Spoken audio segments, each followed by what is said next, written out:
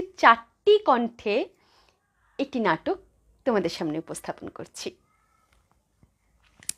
চারটি চরিত্র: ঠাকুমা, বৌমা, ছোট্ট নাতি এবং তার থেকেও ছোট্ট নাতনি।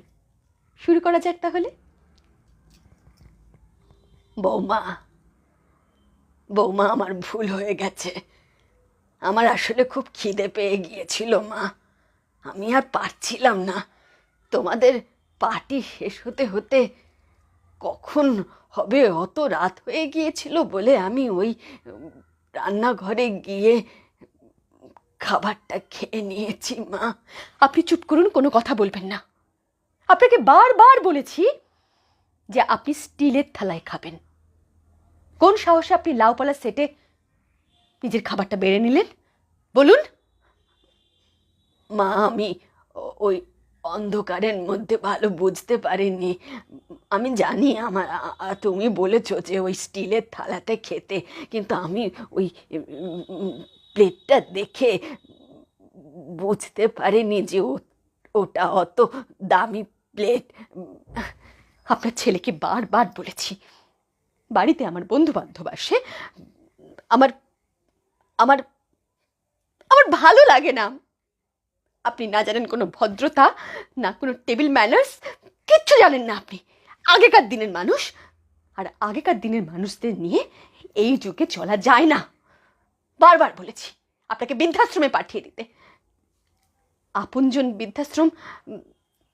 আমি ফোন নাম্বারটা কোথায় কোথায় যেন সেভ করেছিলাম।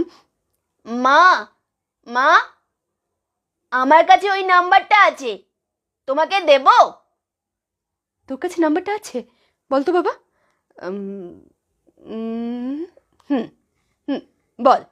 97 97 482 482 333 333 12। 12। হুম হুম হুম ব্যাস, সেভ করে নিয়েছি। কিন্তু তোর কাছে কেন এই ফোন নাম্বারটা? বারে, যখন তোমাদের বয়স হয়ে যাবে তখন আমাদেরকেও তো তোমাদেরকে আপনজনেই পাঠাতে হবে, তাই না মা? হোয়াট? তুমি আমাকে আর বাপিকে বৃদ্ধাশ্রমে পাঠাবে? মা, তুমি শুধু শুধু দাদাকে বকছো।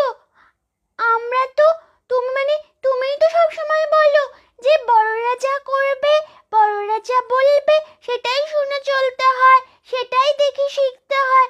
জানো মা, আমি ওই স্টিলের থালাটা ঠাকুমা যখন বৃদ্ধাশ্রমে চলে যাবে তখন যত্ন করে গুছিয়ে রেখে দেব। স্টিলের থালা যত্ন করে গুছিয়ে রেখে দেবে মানে? মানে যখন তোমার বয়স হয়ে যাবে তখন তোমাকেও আর লাউপালার সেটে আমি খাবার খেতে দেব না, তখন আমি তোমাকে স্টিলের থালাতেই খেতে দেব। রুমকে! বৌমা, বৌমা, তুমি আমাকে যা বলো বলো। ছেলে মেয়ে দুটোকে বকো না মা। আমার ভুল হয়ে গেছে মা। তুমি খোকাকে বলে আমাকে আমাকে আপনজন বৃদ্ধাশ্রমে পাঠিয়ে দাও। আমার জন্য তোমাদের এত অশান্তি, আমার জন্য ছেলে মেয়ে দুটো বকা শোনে। একটা কথা শুধু বৌমা, যদি তুমি অনুমতি দাও বলবো মা। ন্যাকামো না করে যা বলবেন পরিষ্কার বলুন।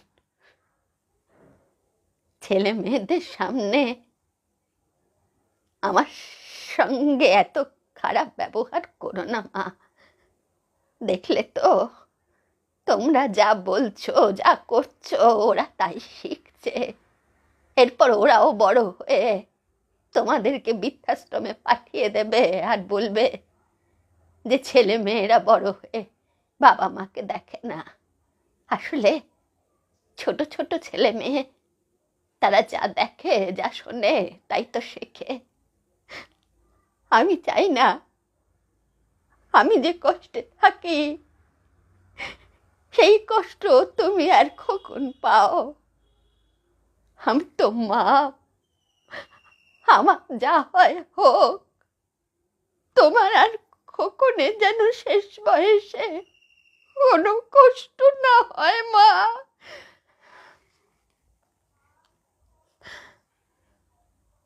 I am sorry. আমি আমি আমার ভুলটা বুঝতে পেরেছি মা।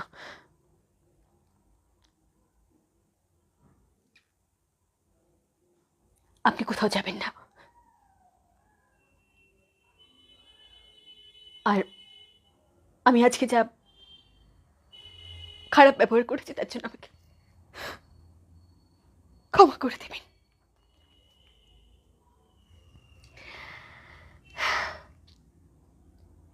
আমার এই বছরে 18 বছর কমপ্লিট হলো। আমি তো একটি ছোটদের স্কুলে পড়াই, আমি সরকারি প্রাথমিক বিদ্যালয়ের শিক্ষিকা। সত্যি কথা বলছি, ছোটদের কিন্তু সত্যি কোনো দোষ থাকে না। আমরা ওদেরকে যা শেখাই, যা বলাই, ওরা সেটাই বলে, সেটাই শেখে। তাই আমি একজন খুব সাধারণ পারফর্মার। আমি সমাজের কাছে আমার সামান্য ক্ষমতা দিয়ে বলবার চেষ্টা করলাম যে আমরা যে আচরণ ছোটদের সামনে রাখবো, ওরা কিন্তু সেটা দেখেই বড় হবে। তাই আসুন, কোনো বাবা মা যেন শেষ বয়সে বৃদ্ধাশ্রমে না থাকে। তারা যেন সত্যি সত্যিই আমাদের আপনজন হয়ে আমাদের মধ্যেই থাকে। সকলে খুব ভালো থাকবেন। নমস্কার।